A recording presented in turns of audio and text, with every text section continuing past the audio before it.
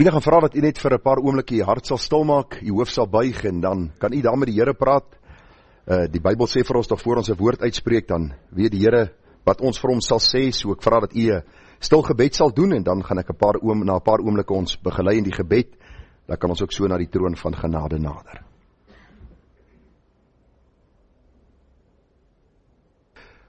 Vader, baie dankie dat ons vanmôre die voorreg het om te kan bid. U woord roep ons op om te bid sonder ophou. U sê vir ons, bid en vir julle sal gegee word, soek en julle sal vind, klop en vir julle sal oopgemaak word, want elkeen wat bid ontvang en hy wat soek vind, en vir hom wat klop sal oopgemaak word. Dis die beloftes wat u vir ons gee. U sê vir ons daar in Efesiërs 6, dat ons by elke geleentheid in die Gees moet bid, en daarin moet volharding.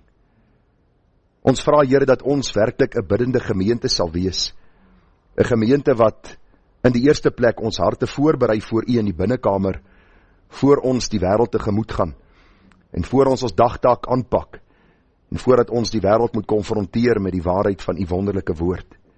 Dis in die binnekamer, Here, dat u ons versterk met krag uit die hoogte. Daarom sien ons ook die apostels daar in Handelinge 1, wat op u gewag het, en u het hulle gevul met u Gees, en ons sien hoe hulle met vrymoedigheid die evangelie verkondig het, en hoe u ook daardeur kosbare siele gered het. Ons sien in die eerste gemeente, Here, dat hulle, toe Petrus in die gevangenis was, het hulle aanhoudend gebid en u gevra en geroep na die hemele, dat u uitkoms sal stuur. En ons lees in Lukas 18, dat u vir ons die pragtige gelykenis vertel, Here, met die doel dat ons moet bid en nie moedeloos word nie. Ons bely dat ons as mens so gou moedeloos raak. Ons bid oor 'n saak vir 'n dag of 2 of oor 'n week, en dan raak ons moedeloos, want dit lyk of u nie hoor nie, dit lyk of u nie antwoord nie, dit lyk of ons nie ontvang wat ons gevra het nie, terwyl u eintlik besig is om ons te vorm, en Here, ons te versterk deur die geloof, sodat ons kan volhard in die gebed. Daarom pleit ons by u, Here, leer ons om te bid sonder ophou. Dat ons, Here, of ons nou in die kar is, en of ons nou daar by die werksplek is, of ons in 'n moeilike situasie onsself bevind, dat ons soos in Nehemia van ouds 'n skietgebed sal opstuur, en dat hierdie skietgebed, Here, geanker sal wees in 'n lewe van gebed, om te weet dat u dan ook die hoorder en verhoorder van ons gebede is. Baie dankie vir hierdie gemeente wat u in die lewe geroep het, amper 3 jaar terug. Here, ons dank en ons eer u, dat u voor die grondlegging van die wêreld beskik en bepaal het, dat hierdie proses sal uitspeel soos dit tans is, Here, en dat ons hier by mekaar kan kom in hierdie gastehuis. U weet van ons begeertes, u weet van die verlang in ons harte, u weet van die stryd en die dinge waarmee ons worstel. Maar baie dankie dat u vir ons dag na dag dra en seën met die keer van u seëninge. Dankie vir elke ene wat nie net as lidmaat van hierdie gemeente getrou hier is en hulle bydrae gee nie, maar ook vir hulle wat as besoekers hier is, hulle wat inskakel via ons uitsendingskanale. Here, dankie vir elke liewe een. En ons bid dat u hulle ryklik sal seën met al die geestelike seëninge in Christus Jesus ons Here. U sê vir ons, Here, dat ons goud en ons silwer sal vergaan, maar hulle wat die wil van God doen, sal vir ewig bly. En dis waarvoor ek vir hierdie gemeente bid, dat ons werklik manne en vroue sal wees, seuns en dogters, jong mense, Here, wat wandel in die waarheid van u woord. En Here, dat ons so 'n duidelike verskil sal maak, dat ander Jesus in ons sal sien. Baie dankie vir ons samesyn vanmôre. Ons gaan vanmôre u dood herdenk, Here, en ons sien geweldig uit daarna, om terug te dink aan die groot werk wat u vir ons aan die kruis gedoen het. Gisteraand ook, Here, in die huisgodsdienst het ons daaroor gepraat, dat daar net een meriete is, waarom ons ooit in die hemel sal kom, en dit is die meriete van Christus. Dat hy aan die kruis gesterf het, sy lewe gegee het, ons gekleed in die kleed van geregtigheid, ons sonde bedek het met sy kosbare bloed. En daarom kan ons sê, dat ons verlos is, ons is vrygemaak, en die laste van ons hart het weggerol. Ons loof en ons prys u naam. En ons vra nou, Here, dat u deur die Gees in ons harte sal werk, om ook dan in hierdie dag u te verheerlik, nie net in wat ons vanmôre sal hoor en later die nagmaal, Here, wat ons sal gebruik nie, maar dat ons hele dag gevul sal wees met gesprekke en denke oor u, want is, Here, eie aan dit wat kinders van die Here doen.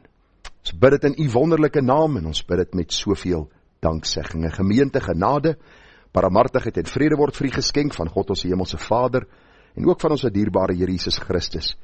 En dit word kragtig menigvuldig deur die werking van sy Gees by ons.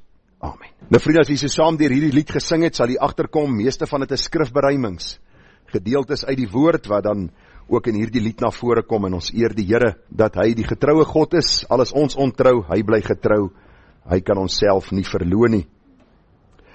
Nou, ons gaan vanmôre saam lees uit Genesis 19, ons gaan vanmôre bietjie stil staan by Genesis 19, die gedagte sal jy gereed wees, wanneer die oordeel van God kom. Nou, ons het laasweek bietjie gekyk, ons is besig met die boek Genesis, soos jy weet, en dan so af en toe werk ons so bietjie deur 'n Psalm, maar laasweek het ons bietjie gekyk na die gedagte van Abraham die bidder. Ons het vir u gesê dat hy was 'n bidder gewees, en die Here roep ons op, beveel ons as sy kinders om te bid. Abraham was ook 'n voorbidder gewees, want vir u gesê, 'n biddende kind van die Here bid nie net eenmaal oor 'n saak en vir homself nie, maar aanhoudend, en ook vir ander. Bid u vir hulle om u, die ongeredde, die in nood, die vervolgdes. Maar net so gedagte wat ons in u midde gelaat het, dat ons het nodig om te bid. Baie keer dink kinders van die Here dat om te werk is belangriker as om te bid. En ek dink nie ons kan die een teen die ander afspeel nie. Ek dink as ons bid, sal ons werk, en as ons gebid het, sal ons werk met 'n gesindheid van, dat die Here self vrug op die arbeid sal skenk. Die laaste gedagte verlede week was gewees, Abraham het geweet, wat het beteken, laat u wil geskied. Ek het vir u gesê, die bewys van 'n gelowige gebed is juis, die berusting daarin, dat God se wil sal geskied. Nou vriende, dit is so dat ons ernstig kan bid vir 'n saak, ons kan 'n saak voor die Here neerlê, ons kan roep na die Here vir 'n saak, ons kan lank bid oor 'n saak en vir 'n bepaalde saak of vir 'n persoon of wat ook al, maar ons hart berus in die feit en wete dat God soewerein is. Sy wil sal geskied. Ek het vir u gesê dat daar vir my geleer was dat ons moet nooit bid dat die wil van die Here moet geskied nie, want dan is dit 'n teken van ongeloof. Terwyl Jesus self vir ons leer in die Onse Vader gebed, laat u wil geskied soos in die hemel, so ook op die aarde, en in die tuin van Getsemane was hy gesindheid gewees, Vader, nie my wil nie, maar u wil geskied. Vriende, luister, dank die Here, dat hy nie vir u altyd gee wat u vra nie. Elia het op 'n stadium gebid, Here, ek wil sterwe. Hoeveel keer het u dit al gesê? Wanneer jy op 'n punt kom van moedeloosheid, Here, dit is beter, vat my lewe weg. En 2 dae later, wanneer dit goed gaan, dan sê Here, dankie dat u hom nie weggevat het nie, ek eer u daarvoor. Dankie dat u wil geskied het. Dat u nie my altyd gee wat ek vra nie, want soms in ons dwaasheid vra ons dinge, ons beloof dinge. In ons huisgodsdiens hierdie week het ons gepraat oor die gedagte van mense wat net beloftes maak aan die Here, en as dinge beter gaan met hulle, dan vergeet hulle van die beloftes wat aan die Here maak. Die gedagte maar eenvoudig, dat ons as kinders van God moet bid. Ek het onlangs gehoor van 'n student, een van hulle vakke is dat hulle 45 minute elke dag moet bid. En toe sê hy, maar waar moet ek 45 minute kry om te bid? Dink maar jouself, 45 minute in 'n dag, vra jouself die vraag af, het jy 45 minute in 'n dag om te kan bid? En dis belangrik dat ons tyd sal neem, dit beteken nie net formele gebed nie, ons kan deur die loop van die dag ook bid, maar dit is nogal interessant dat hulle so vak aanbied op die bepaalde kweekskool. Want u sien, gebed is die anker, dis die ruggraat, dis die hart van 'n kind van God. Ons moet nooit gebed onderskat nie, want die Here sê as ons bid tot ons Vader in die verborgene, dan sal hy ons in die openbaar vergelde. Vanmôre is die gedagte van die oordeel, en ek weet nie of die mense miskien weggebly het, omdat hulle gedink het die oordeel gaan vanmôre kom in die diens, en dat ek van sekere mense sekere goed weet nie, maar hoe dit ook al mag sê, ons gaan bietjie praat oor die oordeel van God, want stem jy my saam dat die oordeel op pad is? Dinge in die wêreld, vriende, is die mekaar, nie net in Suid-Afrika nie. Op die oomblik lyk Suid-Afrika eintlik vir die meeste mense soos 'n Ethiopië. En baie mense wil hiernatoe kom, want dit lyk vir my, hulle dink dit gaan beter hier as in ander lande, en ek wil nou nie te veel oor dit praat en daaroor redeneer nie, maar een ding wat ek vir u kan sê, alles kan nie aangaan soos dit tans aangaan in die wêreld nie. En ons gaan bietjie kyk na die oordeel van God, hoe die Bybel vir ons 'n patroon gee. Wanneer die oordeel gaan kom, weet ons nie. Ons het nie 'n dag en 'n uur en 'n tyd nie, maar die Here sê daar is sekere dinge wat ons in aanmerking moet neem. Maar die belangrikste is dat ons gereed sal wees wanneer die oordeel kom. Nie as die oordeel kom nie, wanneer die oordeel kom. Kom ons lees saam Genesis 19 Ek gaan redelik vinnig deur die gedeelte werk. Ons almal ken die gedeelte. Ek gaan bietjie praat, miskien oor 'n week of 3 oor die sonde van homoseksualisme. Ons gaan bietjie daaroor praat, net om weer vir u in die Bybel te wys dat hierdie 'n sonde is. Dis nie 'n genetiese afwyking nie. Dis nie een of ander mediese kwessie nie. Dis 'n sondige besluit wat mense maak om in hierdie boosheid te leef. En die Bybel sê dat as ons goedkeuring daaraan gee, is ons net so skuldig as die mense wat in hierdie sonde leef. Die grootste kampvegters vir homoseksualisme is kerke vandag, en van die grootste gereformeerde kerke in Suid-Afrika. So ons gaan bietjie stil staan by die sonde van homoseksualisme wat duidelik na vore kom in Genesis 19, maar dit sal seker oor 'n week of 3 wees. Ek gaan dit nou nie preek by ons 3de-jarige viering nie. So moenie bekommerd wees nie. Daardie oggend gaan ons bietjie praat oor God se taak en roeping vir ons gemeente, dat ons dit nie sal vergeet nie. Maar kom ons lees saam. En die 2 engele het in die aand in Sodom aangekom, terwyl Lot in die poort van Sodom sit, en toe Lot hulle sien, het hy opgestaan om hulle tegemoet te gaan, en om gebuig met die aangesig na die aarde toe, en gesê, kyk tog, my Here, draai tog uit na die huis van u dienaar, en bly die nag oor, en was u voete, dan kan u vroeg opstaan en die reis voortsit. Maar hulle antwoord, nee, ons sal op die plein vernag. Nou, u weet waar kom die engele vandaan? God saam met die 2 engele was by Abraham gewees, hy het vir hulle ete berei. Abraham het gebid vir Sodom en Gomorra, die engele is na Sodom en Gomorra om die oordeel aan te kondig, en dis waar ons onsself nou bevind in die boek Genesis. Vers 3. Maar Lot het by hulle aangehou, sodat hulle na hom uitgedraai en in sy huis gekom het. En hy het vir hulle 'n maaltyd berei en ongesuurde koeke gebak, en hulle het geëet. Hulle het nog nie gaan slaap nie, toe die manne van die stad, die manne van Sodom die huis omsingel, jonk en oud. Hulle het nog nie gaan slaap nie, toe die manne van die stad, die manne van Sodom die huis omsingel, jonk en oud, die hele bevolking almal saam. En hulle het aan Lot geroep en aan hom gesê, waar is die manne wat vannag na jou gekom het? Bring hulle na ons toe uit, dat ons hulle kan beken. U kan duidelik sien die patroon wat hier volg. Die manne kom, die manne wil hierdie 2 manne wat in die stad gekom het beken. Daarop gaan Lot na hulle toe uit voor die ingang en sluit die deur agter hom toe en sê, my broers, moet tog nie kwaad doen nie. Kyk tog, ek het 2 dogters wat geen man beken het nie. Laat ek die na julle uitbring en doen met hulle soos dit goed is in julle oë. Vriende, ek het hierdie al gelees, klomp kere, en elke keer is ek ontsteld.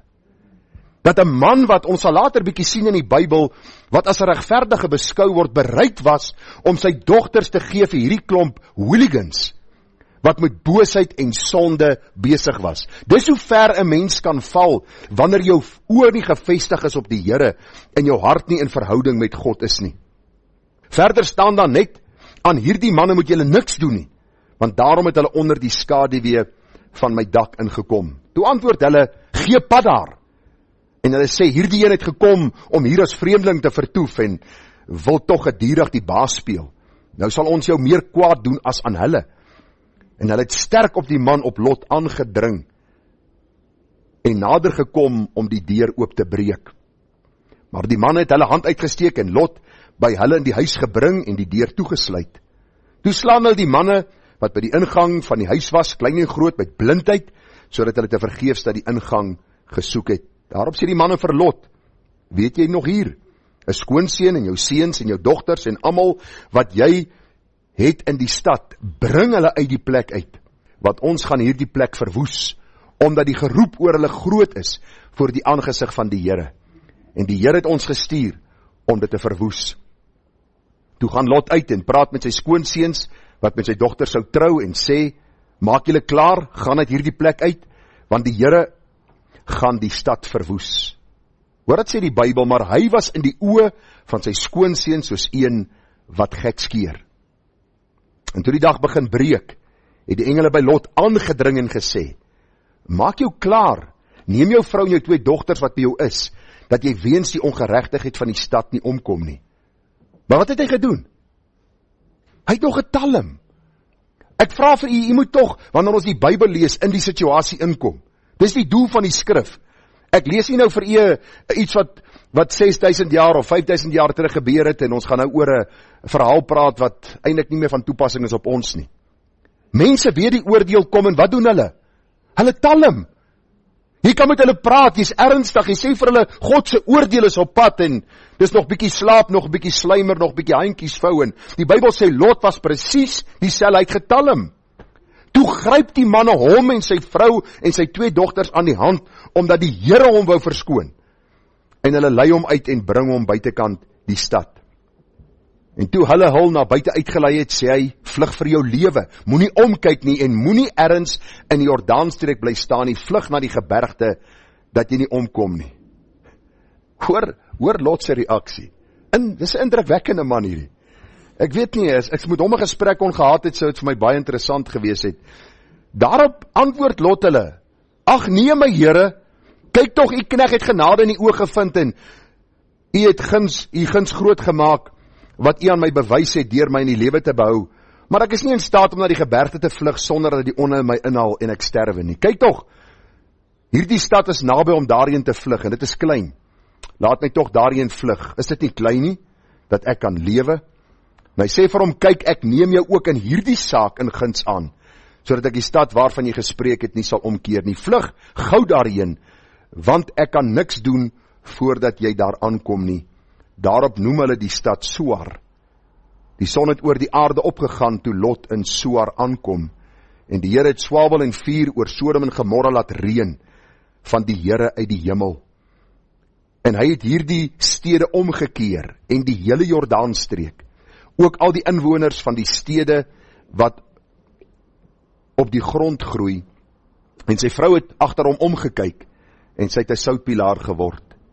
En Abraham is vroeg in die môre na die plek, waar hy voor die aangesig van die Here gestaan het, toe hy uitkyk oor Sodom en Gomorra, en oor die hele land van die Jordaanstreek, sien hy dat die rook van die land optrek, soos die rook van 'n smeltoond. En onderwyl God die stede van die Jordaanstreek verwoes, het God aan Abraham gedink en Lot uitgelei uit die omkering, toe hy die stede omgekeer het, waar Lot woonagtig was.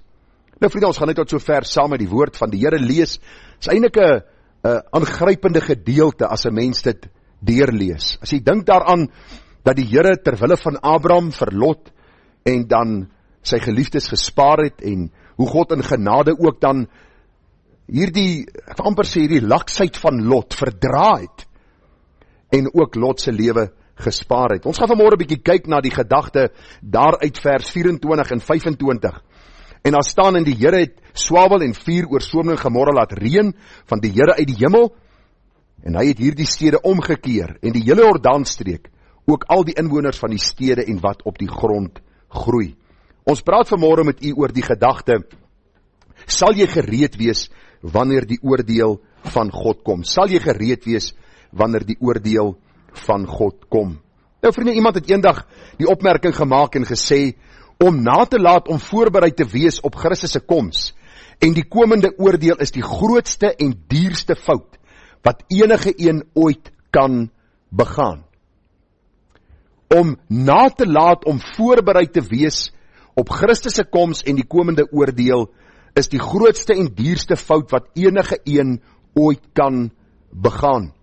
As ons na ons voorgelese gedeelte kyk, dan sien ons dat hierdie waarheid so baie duidelik na vore kom in dit wat ons gelees het. U sien vriende, in die stad van Sodom en Gomorra het almal aangegaan. Hulle het in die môre opgestaan, hulle het geëet, hulle het gedrink. Die Bybel sê vir ons, hulle het hulle lewe geleef in sonde en ongeregtigheid. Elkeen het maar net gedoen en gemaak soos hy goeddink in sy oë. Kom ons vat dit prakties. In die môre opgestaan en hulle het gaan werk. Hulle het hulle dagtaak afgehandel, in die aand met hulle sondige praktyke voortgegaan. Dit was vir die mense in Sodom en Gomorra net nog 'n dag van kuier, van sonde en van jolijt. Nog 'n dag waarin hulle geleef het sonder om 'n gedagte te skenk aan die skepper van hemel en aarde. 'n Dag waar hulle maar net geleef en deurleef het sonder om te dink daaraan dat God se oordeel oor hulle uitgestort sal word. Vriende, die Bybel sê vir ons baie duidelik dat die meeste mense in hierdie stad sou die grootste en duurste fout in hulle lewe begaan deur onvoorbereid te gewees het vir hierdie oordeel wat God oor hierdie stad uitgestort het. Met die tragiese gevolge dat hulle nooit weer 'n geleentheid sou kry om reg te maak nie. Baie keer dink ons aan God se oordeel, maar ons vergeet wat na die oordeel sal gebeur. As God hierdie wêreld in geregtigheid gaan oordeel, is daar die finale oordeel waar mense van die Here gaan hoor, gaan weg, ek het julle nooit geken nie. Nou vriende, hierdie is nie vir ons 'n uitsonderlike gebeurtenis in die Bybel nie. Wie kan gou vir my sê in Genesis, waar min of meer dieselfde toneel afgespeel het? Genesis 6, daar sê Genesis 6. Wat het daar gebeur? Ons het dit hanteer. Die Bybel sê vir ons dat hierdie mense in die tyd van Noag presies so geleef het soos die mense in Sodom en Gomorra. Daar was boosheid en ongeregtigheid. Die begin van Genesis 6 sê vir ons dat die dogters van die mens of van die Here gemeenskap gehad het met die dogters van die mens en daar het reuse na vore gekom. Wat dit presies beteken, weet ons nie, maar ons weet die ongeregtigheid was in so mate dat die Here besluit het om 'n einde te maak aan die skepping soos dit op daardie oomblik was. Ek lees vir u Genesis 6 vers 5. Toe die Here sien dat die boosheid van die mens op die aarde groot was en al die versinsels wat hy in sy hart bedink het altyd deur net sleg was, het die Here berou dat hy die mens op die aarde gemaak het en daar was smart in sy hart. En die Here sê, ek sal die mens wat ek geskaap het van die aarde verdelg. Die mens, sowel as die vee en die kruipende diere en die voëls van die hemel, want dit berou my dat ek hulle gemaak het. Ek vra dikwels vir mense, wanneer mense die gesindheid het van, luister, is my lewe en ek sal hom leef soos ek wil, en sê ek, luister, weet hierdie lewe vir jou gegee. Die asem wat jy vanmôre inasem, waar kom dit vandaan? Daarom sê die Bybel, die mens wat ek geskaap het, sal ek verdelg. Daar is een wat dit kan sê, dis die God van die Bybel. En ons sien hier in Genesis 6, ongeveer 1500 jaar, wat verloop het volgens die geslagregisters van die skepping, tot en met hierdie gebeurtenis in Genesis 6, het die Here die miljoene wat op die aarde geleef het. Jy moet nie dink, dit was so 25 mense, jy weet wat gebly het in 'n ou klein gehuggie iewerste en die Here het hierdie klompie mense verdelg nie. Die Bybel praat van dat daar honderde duisende mense gebore was in daardie tyd, oor die tydperk van omtrent 1500 jaar. En die Here het hulle almal getref, soveel so dat die Bybel vir ons sê, op daardie selfde dag het Noag en Sem en Gam en Jafet, die seuns van Noag, sowel as die vrou van Noag, en die 3 vroue van sy seuns, saam met hulle in die ark gegaan, en die Here die sluise van die hemel laat oopgaan, die fonteine van die aarde laat oopbars, en die Bybel sê net 8 mense van 'n hele populasie is gered. Ons het gisterand so 'n bietjie gepraat oor sekerheid van saligheid. Ek sê dikwels vir mense, die Here selfs met ons roeping en verkiesing vasmaak. Moenie net eenvoudig sê ek is gered en ek het daai dag tot bekering gekom en ek rook nie meer en ek drink nie meer en ek vloek nie meer, maar daar's geen vrug wat by die bekering pas nie. Die beginsel is baie duidelik, dat die Here sê vir ons in sy woord, dat as 8 mense van 'n totale populasie gered was, en hy sê vir ons in die Nuwe Testament dat die poort is nou en die pad is smal wat aan die lewe lei en daar's min wat dit vind, dat ons vanmôre ook sal seker maak dat ons waarlik aan God behoort deur Jesus Christus, ons redder, verlosser en saligmaker. Die Bybel is baie duidelik daaroor, vriende, dat net Noag en sy vrou en sy 3 seuns met hulle vroue gered is toe hierdie oordeel van die Here gekom het. Jesus self in die Nuwe Testament leer vir ons in Matteus 24 vers 37, ek lees vir u, en hy sê die volgende, en net soos die dae van Noag was, so sal ook die koms van die seun van die mens wees, wat net soos hulle was in die dae voor die sonvloed, toe hulle geëet en gedrink het, getrou en in die huwelik uitgegee het, tot op die dag dat Noag in die ark gegaan het. Vers 39 sê, en dit nie verstaan het, voordat die sonvloed gekom het en almal weggevoer het nie, so sal dit ook die koms van die seun van die mens wees. Vriende, ek wil vir u sê dat niks in die afgelope plus minus 6-7.000 jaar verander het nie. Die mens se hart is presies dieselfde as in die dae van Noag, as in die dae van Lot, as in die dae van Sodom en Gomorra. En ons gaan vanmôre 'n bietjie kyk na hoe die toepassing vanmôre dan na ons kant toe kom, hoe ons vanmôre dan ook kan leer uit die lewe van Lot en sy familie, van die mense van Sodom en Gomorra en van Abraham. Ons gaan na die 3 groepe kyk om ook te sien dat wat die Here vir ons vanmôre wil kom leer is, dat ons gereed sal maak vir wanneer die oordeel kom. Het is belangrik om hierdie waarheid te sien, want u sien vriende, die Bybel sê, dan sal daar 2 op die land wees. Die een word aangeneem en die ander word verlaat. 2 vroue sal by die meel maal, die een word aangeneem en die ander word verlaat. Waak dan, omdat julle nie weet watter uur julle Here kom nie. Ons het gisterand, ek gebruik dit maar as 'n illustrasie, want dikwels in ons huisgodsdienst kom sekere van hierdie vrae na vore, en ons gisterand bietjie gepraat oor die gedagte, daar is mense wat goed begin, maar sleg eindig. En die slegte einde is heel moontlik omdat die begin nie reg was nie. Daarom kon hulle nie volhard het nie, want 'n kind van God is iemand wat volhard tot die bittere einde toe. Ek sê nie daardeur dat mense wat nie volhard almal ongered is nie, maar jy kan die boom aan sy vrugte ken. Ek dink dit is belangrik dat ons sal sien wat die Here sê, waak dan. Wees gereed, want jy weet nie die uur en die oomblik wanneer God se oordeel kom nie. En vriende, dit is vir my aangrypend as ek dink aan mense vandag. Ons het 'n huis om in te bly, ons het kos om te eet, daar is inkopiesentrums, ons het karre om mee te ry, ons het 'n pensioenfonds, en nou is ons so half gemaklik, en ons dink by onsself, man, niks sal my oorkom nie. En in 'n oomblik en 'n oogwink, verander alles in 'n mens se lewe. In 'n oomblik en 'n oogwink, is die einde in my lewe, of die einde van my lewe daar, en dan moet ek voor die Here rekenskap gaan gee. Die Bybel sê vir ons, daarom moet julle ook gereed wees, van die seun van die mens kom op 'n uur dat julle dit nie verwag nie. Selfde woorde wat ons vind daar in vers 42. So kom ons kyk vanmôre na die 3 groepe. Onder die tema, die gedagte, sal jy gereed wees, sal ek en jy gereed wees wanneer God se oordeel kom. Die eerste wat ek na vore wil bring, vriende, is Lot en sy familie. Nou, wie was Lot gewees? Wie kan vir my sê? Ja, sy neef, net sy broerskind gewees. Die Bybel sê vir ons, op 'n stadium was daar 'n besluit gewees om te skei, omdat hulle te veel diere gehad het, en daar was bietjie rusie en twis met die diensknegte gewees, en die Bybel sê vir ons, Lot het onmiddellik sy oë opgehef in die rigting van Sodom en Gomorra. En die Bybel leer vir ons baie duidelik, vriende, dat hierdie man Lot, alhoewel hy volgens die Bybelse getuienis 'n kind van die Here was daar nie hierdie toewyding wat die Here van Lot verwag en gevra het nie.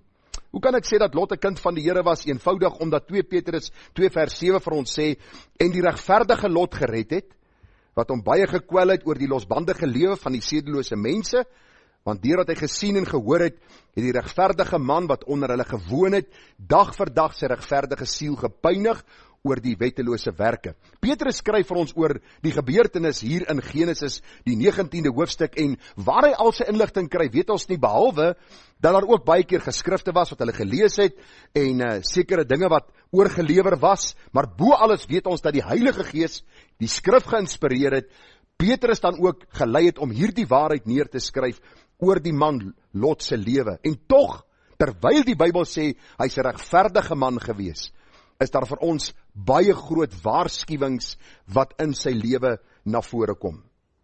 Jy sien, vriende, daar is baie kinders van die Here vandag, wat soos 'n Lot van ouds tot bekering gekom het, en hulle het weggespring met 'n spoed, en hulle het sekere kosbare waarhede in hulle huise begin implementeer, en by hulle werke getuienis gewees, en soos tyd aangegaan het, het hulle soos die gemeente van Efese begin om hulle eerste liefde te verlaat.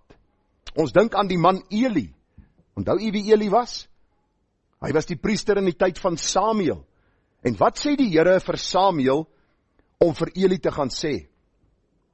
Hy sê, Eli, ek gaan oor jou huis 'n oordeel bring, omdat jy jou seuns nie streng bestraf het in hulle sonde nie. U sien die patroon deur die Bybel, dat selfs hierdie man Eli as priester van die Here, sy seuns in sonde gesien het, en hy het niks gesê nie.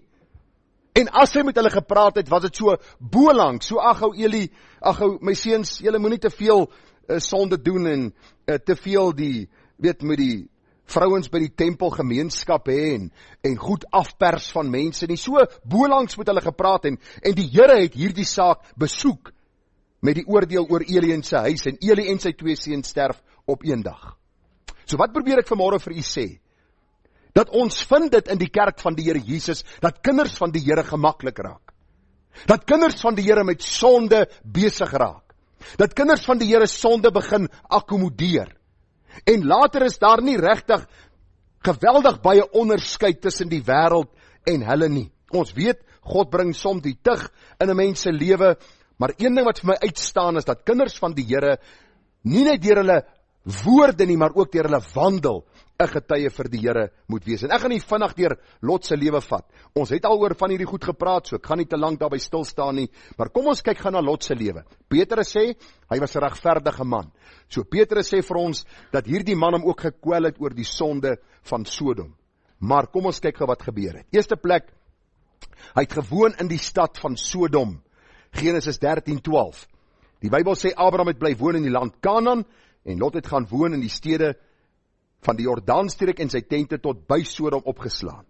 Genesis 14 vers 12, nie net tot by Sodom nie, maar hy was in Sodom woonagtig. Nou vriende, ons bly in hierdie wêreld. Ons bly in ons verskillende dorpe. Ons bly in 'n huis in ons omgewing. Maar luister, ons het nie nodig om deel te wees van die sondige praktyke van die plek waarin ons onsself bevind nie. In ons buurt, in ons omgewing, moet ons 'n getuie van die Here wees, of vir die Here wees. In hierdie geval sien ons dat Lot hierdie boosheid van Sodom en Gomorra gesien het, maar later het hy sy gesin ingevat in hierdie bose stad. En die Bybel sê vir ons, dat die agteruitgang het begin deur sy oë wat hy opgehef het, en dan ook die besluite wat hy gemaak het. Die tweede gedagte, hy deel van die stad en sy mense geword. Ek weet nie of u opgelet het, toe hy gepraat het met hierdie mense nie. Hoor wat staan in die Bybel. Daarop gaan Lot, u onthou nou die twee engele is by sy huis ingeneem. Hulle wil hierdie twee engele beken, die manne van die stad van Sodom en Gomorra. En die Bybel sê, daarop gaan Lot na hulle toe uit voor die ingang en sluit die deur agter hom toe en sê, my broers, let u op wat die skrywer vir ons wil sê, wat Moses vir ons wil sê, wat hierdie boek geskryf het, dat Lot eintlik so ver verval het, dat hy hierdie manne nie gesien het as vyande van God, vyande van die kruis, mense in boosheid nie, maar sy broers. Hy het hulle amper ingeneem in sy boesem. Ons sal later sien dat hy gereeld met hulle in gesprekke was, en ja, daar was hier en daar, lyk my, waarskuwings gewees, want hulle beskuldig hom dat hy hulle gereeld wil teregwys. En luister vriende, om iemand terecht te wys met 'n glimlag op jou gesig, beteken zilts niks. As my kind droog maak, en ek sê vir my, ou kapfeintjie, ai, papa wil net vir jou sê, nou, hierdie dingetjie gaan nie werk nie, mag man, weet jy wat, is oor en verby, kom ons gaan aan. Watter belaglikheid, jy terg jou kind. Jy terg jou kind. Jy moet vir hom laat weet, dit wat jy doen is verkeerd.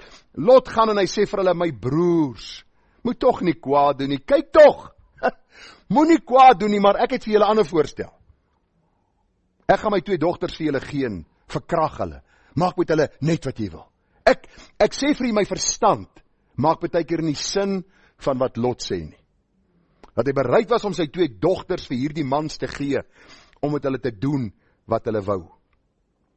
Die hartseer vriende, die Here waarsku vir ons in die woord so duidelik, moenie in dieselfde juk trek saam met die ongelowiges nie. As jou beste vriende homoseksueel is, het jy 'n probleem. Hoor wat ek vanmôre vir jou sê. As die mense saam wie jy braai, die grootste drinkers is by jou werk, het jy 'n probleem.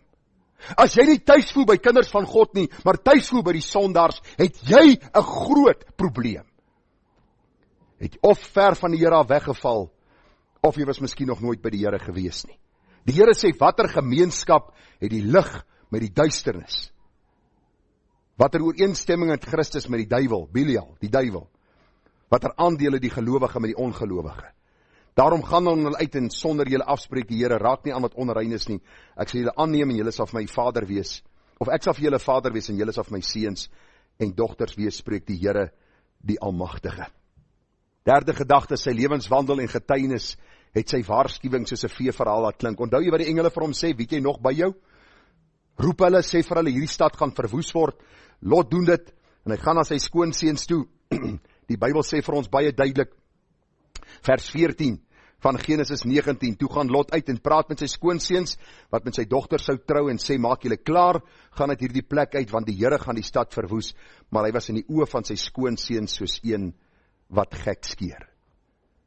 Sy getuienis was vir hulle niks seggend gewees nie. En ek kan nie te veel hier inlees nie, miskien was dit omdat sy lewe nie altyd hierdie woorde van hom gerigsteen het nie. Maar hoe dit ook al mag sy, sy waarskuwing was vir hulle 'n niks seggende waarskuwing. En dan sien ons sy wandel het sy vrou se lewe en siel gekos.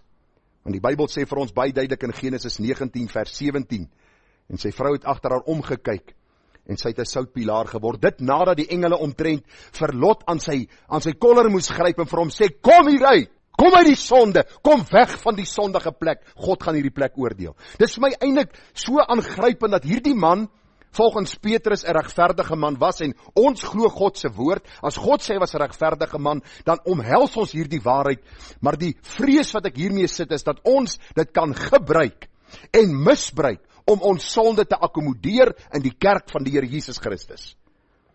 Luister vriende, is baie belangrik dat ons sal sien, die Here sê vir ons in 1 Korintiërs 3 vers 13, die Here sê ons kan dit op een fondasie bou, die fundament Christus Jesus, maar nou sê die Bybel, elkeen se werk sal aan die lig kom, want die dag sal dit aanwys, omdat dit deur vuur openbaar gemaak word, en die vuur sal elkeen se werk op die proef stel hoe danig dit is. As iemand se werk bly staan wat hy daarop gebou het, sal hy loon ontvang. As iemand se werk verbrand word, sal hy skade ly, alhoewel hy self gered sal word, maar soos deur vuur heen. Ek wil nie namens die Here of namens die Bybel praat nie, maar hier is vir my so 'n mooi gedagte van Lot se lewe. Sy werke sal op die proef gestel word, en hy sal gered word soos deur vuur heen. Wat beteken dit? Ek weet nie. Al wat ek net weet, die Bybel sê ons moet so arbei, dat ons die volle loon sal ontvang. Maar ek vra vanmôre vir jou, as jou werke op die proef gestel moet word, as jou lewe vanmôre op die proef gestel moet word, as my lewe vanmôre op die proef gestel moet word, sal ons gereed wees vir God se oordeel. Sal ons gereed wees as die Here vanmôre ons lewe vat, en ons staan voor hom, en ons moet rekenskap gee, of sal ons arm en betlanswaardig, en blind en naak voor hom staan? Sal ons soos die Laodicea gemeente voor hom staan, en vir hom sê, Here, ek het gedink ek is ryk en verryk, maar eintlik is ek die een wat in my binneste dit te nou het. Ek wil jou vanmôre vra, hoe leef jy jou lewe? Hoe leef ek my lewe voor die Here? Wat sien die Here God in die week wat jou mede kinders van die Here nie sien nie? Wat weet hy van jou wat jy in jou gedagtes bedink? Wat jy kyk, wanneer jy luister, met wat jy besig is? Wat laat jy na? Wat jy moet doen as kind van die Here? Is Christendom net vir jou daardie brandpolis om net nie eendag in die hel te beland nie, maar as nie geen sin en geen ywer in jou wandel met die Here nie. Dit is my aangrypend as ek kyk na Lot se lewe, en ek moet vir u sê dat hierdie man vir my eintlik fascineer wanneer ek sy lewe bestudeer, as ek sien wat Petrus oor hom skryf en ek kyk na sy lewenswandel. Selfs toe die oordeel op pad was hy traag om van die sonde af weg te vlug. Mag u en ek vanmôre hierdie waarskuwing ter harte neem. Wanneer die oordeel kom, hoe sal die Here vir my en vir jou vind? Wat bely ons behoort aan die Here? Die volgende is die inwoners van Sodom en Gomorra. Vriende, as ons kyk wat die Bybel vir ons sê, dat hierdie twee engele het by Lot in die huis gekom. Die Bybel sê dit nog nie gaan slaap nie, toe die manne van die stad, die manne van Sodom, die huis omsingel, jonk en oud. Die hele bevolking almal saam, en hulle het na Lot geroep en aan hom gesê, waar is die manne wat vannag na jou gekom het? Bring hulle na ons toe, dat ons hulle kan beken. Hierdie bekennis nie onder handjieklap speel nie. Dis om sonde te pleeg. Seksuele sonde te pleeg, en daarom wil ek vir u sê, moet ons in 'n week of 2 oor hierdie sonde praat, want die Bybel sê vir ons, dat geen sodomiet sal die koninkryk van God beerwe nie. Die kerk wil nie meer daaroor praat nie, want ons gaan aanstoot gee. Luister, die Bybel gee aanstoot, hoor. Die Bybel sê dat ons moenie dronk word nie, so vir die dronkaard is dit aanstoot. Vir die leenaar, die Here sê, moenie lieg nie. As jy lieg, is dit aanstoot vir jou. As jy kind van God is, buig jy onder God se gesag en jy vra vergifnis. Die Bybel sê die son het oor die aarde opgegaan toe Lot in Soar aankom. En die Here het swawel en vuur oor Sodom en Gomorra laat reën van die Here uit die hemel. En hy het die stede omgekeer en al die inwoners van die stede en wat op die grond groei, het die Here dan verwoes. Vriende, hierdie mense se wandel was boos, soos ons lees. Hulle arrogansie en hulle opstand teenoor God was sigbaar gewees. Hulle bly voortleef in hulle sonde en in hulle ongeregtighede, asof die Here nooit van die mens rekenskap sal eis nie. Ek het vir u nou die dag gesê dat die tendens van ons tyd is vandag, en die gedagte is dat as jy sterwe, is dit die deur na die hemel. Dis nie meer Christus nie.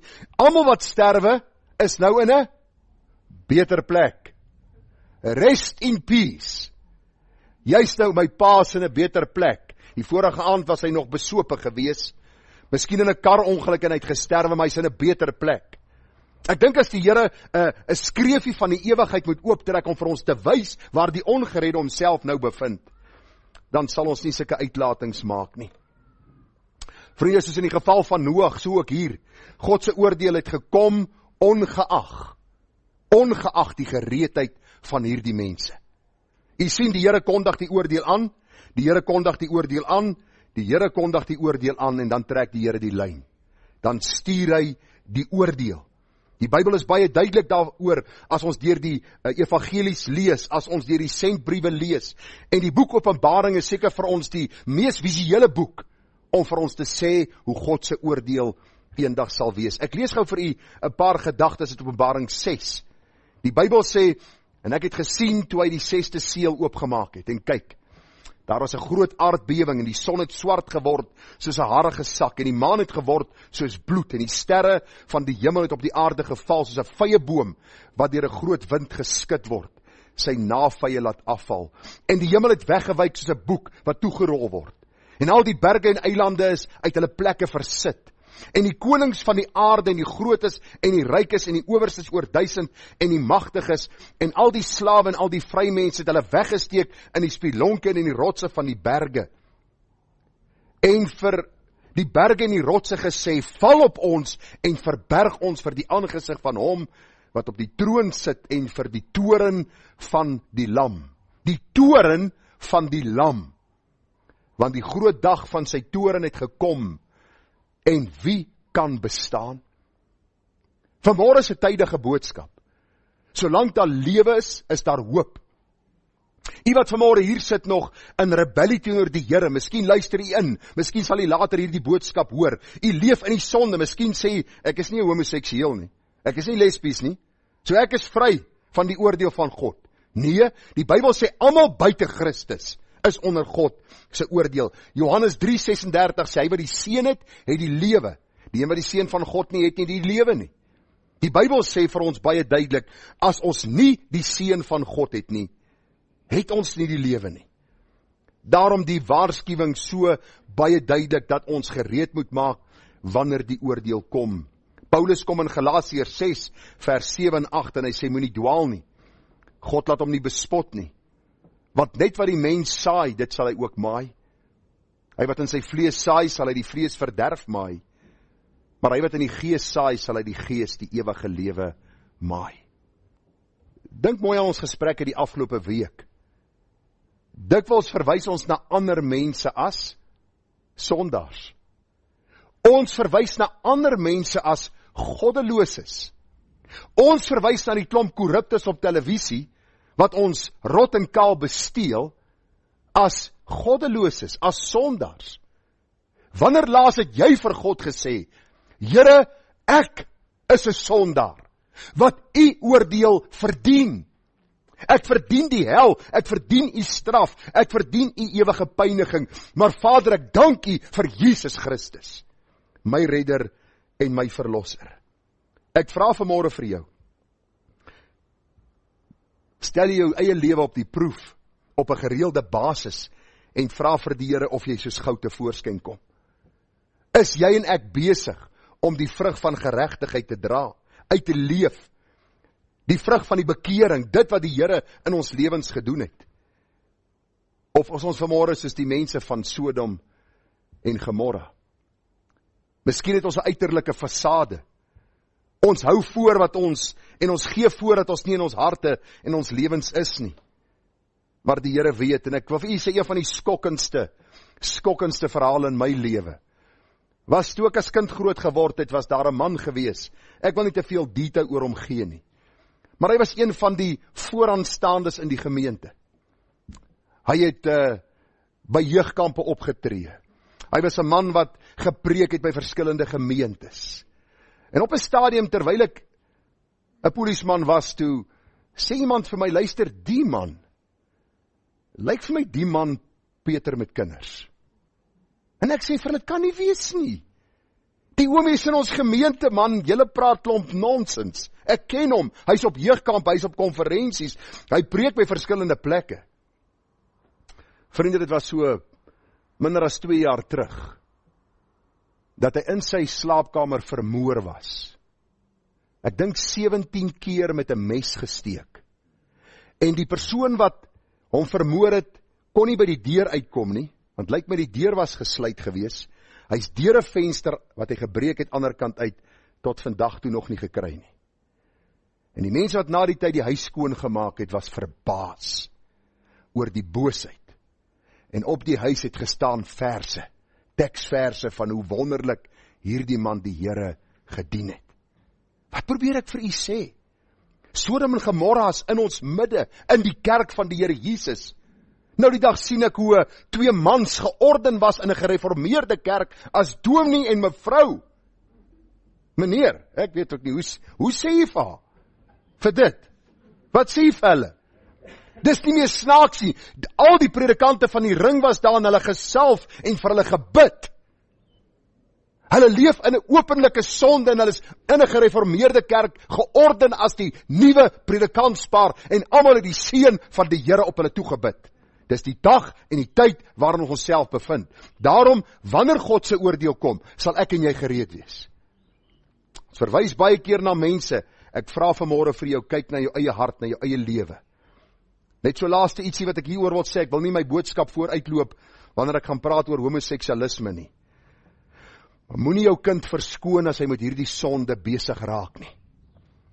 Daar is soveel ouers wat 20 jaar terug uitgesproke was oor die sonde en 10 jaar terug uitgesproke was en vandag beklei hulle met jou. En hulle sê vir jou, luister, is geneties. Dis 'n bloedlyn vloek. Dis iets wat gebeur het met my kind. Verskoon hom maar. Die Bybel sê vir ons, dis beter om iemand te waarsku. Jy's 'n groter vriend as jy hom waarsku, as wat jy hom in sy sonde akkommodeer. Want dan gaan 'n dag aanbreek wanneer God oordeel. En wanneer die oordeel kom, sal jy en ek gereed wees. Ek pleit by jou dat ek en jy nie in sonde gevind sal word. En 'n front voorgehou het. En gedink het ons sal God kan bedrieg nie. Die laaste gedagte vanmôre, ek moes net hierdie persoon ook ingebring het, want ons almal voel nou so half, wanneer die oordeel kom, sal ek gereed wees. Daar is 'n man wat gereed was vir die oordeel, sy naam was Abraham. Was Abraham sondeloos? Nee, maar Abraham het met God gewandel. Die Bybel sê vir ons, Abraham was gereeld by die altaar gewees. Die Bybel sê vir ons, dat die Here was vir Abraham 'n skild, en sy loon was groot. Ek lees vir u wat staan in Genesis 18. Toe die manne daarvandaan weggedraai en na Sodom gegaan, maar Abraham het nog bly staan voor die aangesig van die Here. En Abraham het nader gekom en gesê, sal u ook die regverdiges saam met die goddelose ombring? Miskien is daar 50 regverdiges binne die stad. En u weet mos hoe Abraham nou met die Here gepraat het. En die hele gedagte, 19 vers 27, en Abraham is vroeg in die môre na die plek, waar hy voor die aangesig van die Here gestaan het. Toe hy kyk oor Sodom en Gomorra en oor die hele land van die Jordaanstreek, sien hy dat die rook van die land optrek soos die rook van 'n smeltoond. En onderwyl God die stede van die Jordaanstreek verwoes, het God aan Abraham gedink en Lot uitgelei uit die omkering toe hy die stede omgekeer het waar Lot woonagtig was. Luister vriende, dit beteken nie omdat ek 'n predikant is, kan my seun goddeloos lewe en eendag in die oordeel gaan die Here sê, omdat jou pa en jou ma in die bediening was, is jy vry nie. Nee, dis nie wat dit bedoel en beteken nie. Die gedagte is eenvoudig, God het 'n verbond met Abraham gesluit en gesê, uit jou sal die nasies van die aarde geseën word. En die Here het hierdie seën gebied oor hierdie neef van hom, deur hom te red uit hierdie stad wat deur God verwoes was. Die Here is genadig oor Abraham. Dink vanmôre, hoe genadig is God oor my en jou huisgesin. Oor my en jou familie. Daar is miskien 'n pa of 'n ma wat al 80 en 90 jaar oud is, wat die Here nog nie ken nie. Jy ken die Here en die Here spaar hulle nog ter wille van die feit dat jy die evangelie nog aan hulle kan verkondig. Dink aan hierdie goed, sien God se genade en sien ook hierdie barmhartigheid wat hy in ons openbaar. Abraham vir my die kersie op die koek, die man wat met God gewandel het, nie omdat hy dit verdien het nie, nie omdat Abraham beter was as Lot, of beter was as die mense van Sodom en Gomorra nie, maar omdat God Abraham uitgekies het, omdat Abraham in gehoorsaamheid gebuig het, omdat Abraham sy hart verander het, omdat sy lewe en sy uitkyk verander het, Abraham die afgodedienaar, uiterf van die Galdeërs, dien nou die Here, volg die Here, en het sy voet nie in Sodom en Gomorra gesit nie. Ingetree vir hierdie stad, gebid dat die Here tog hulle sal spaar, en die Bybel sê vir ons, dat hierdie neef van hom gespaar is, en God genade en barmhartigheid bewys het. Ek vra vanmôre vir jou, wanneer die oordeel kom, sal u en ek die getuienis van 'n Abraham hê. Sal u en ek met God gewandel het. En ag vriende, ek sê dikwels vir u van die kansel af, dis nie iets snaaks om 6 duim bo die grond te sweef, 'n hulle bo jou kop te hê, jou gesig te laat blink soos Moses se gesig geblink het, of iets in daai lyn nie. Die hele gedagte om soos Abraham te wandel met die Here is om daagliks jou afhanklikheid aan die Here te verklaar. Die oomblik as jy sondig te bely en te sê, Here vergewe my, Here help my om te volhard. Wonderlik om te sien hoe die Here ook hierdie man Abraham getrou gehou het tot die dag van sy dood. Sal later praat wanneer ons kom by die punt waar Abraham en Sarai gesterf het, sal ons sien hoe wonderlik God ook vir hulle gedra het. Maar vir my was dit amper soos 'n ligtoring in hierdie donker verhaal van Sodom en Gomorra. Dat die Here Abraham in sy groote genade getrou gehou het. Hy was voorbidder vir hierdie stad, en deur Abraham se getrouheid het die Here Lot gered. En ek wonder of Abraham en Lot daarna gesprek gehad het. Ek wonder of hulle een op 'n stadium miskien 'n koffie gemaak het. 'n Lekker Nescafé Gold, né? En Abraham miskien vir Lot gevra het, Lot, wat het jy gedoen in Sodom en Gomorra? Lot, jy weet mos, dat God ons juis geroep het uit die sonde. Lot, ek vertrou nou dat jy die pad met God sal bly stap, want Abraham was die ouer een gewees. Ek glo dat hierdie gesprek plaasgevind het. Ek wil nie in die skrif lees wat daar nie is nie. Maar Abraham se besorgdheid oor Lot was eintlik sigbaar gewees toe hom gered het, toe die konings in die stad ingeval het, en nou sien ons dieselfde. Mag die Here genade gee dat u en ek soos Abraham sal wees, wanneer die oordeel kom, dat ons gereed sal wees. Vriende, ons het gekyk na die gedagte, sal jy gereed wees wanneer die oordeel kom. Lot en sy familie was nie gereed nie.